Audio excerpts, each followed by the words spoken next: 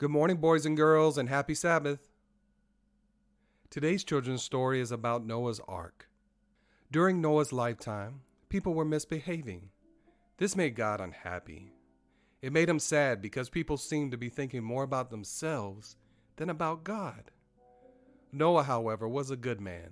He loved and obeyed God, and God loved Noah very much. God actually loved all the people as much as he loved Noah, but at the time, only Noah was listening to God. God told Noah to build an ark. So Noah followed God's plan and made a boat that was 1.5 football fields long. That's a huge boat. Noah's neighbors laughed at him because there wasn't even any water where they lived. But God told Noah that a great flood was coming. Noah tried to warn the people to change their ways so that they could hear God too. But they wouldn't listen. They just kept on with their selfish ways. God asked Noah to collect 2 of the earth's creatures and bring them into the ark.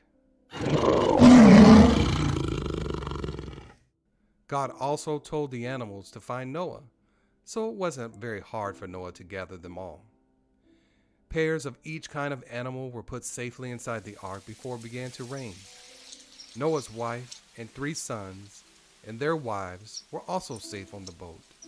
When everyone else was on board, God shut the door. Noah and his family and the animals lived in the ark for 7 days before the first raindrops fell. Then it rained for 40 days and 40 nights. Soon the water covered the earth. Then God sent a big wind, and the seas began to evaporate. Noah and the floating zoo had to stay in the ark for several more months while the earth slowly dried out.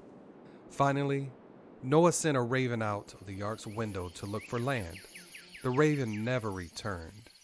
Noah waited another week for the water level to go down and then sent a dove to do the same thing. The dove couldn't find a place to rest, so it returned to the ark. Another week passed, and Noah sent the dove out again. This time it came back with an olive branch. Noah now knew that the water was low enough for the tree branch to show. When Noah sent off the dove a week later, it didn't return. The dove had found a place to live, on dry land. It was now time for all the creatures in Noah's family to move off the ark.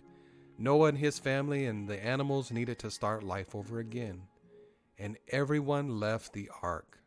Noah prayed to God and thanked him for keeping him safe and his family. Suddenly, a bright rainbow filled the sky. This was God's promise that he would never flood the earth again. Have a happy Sabbath.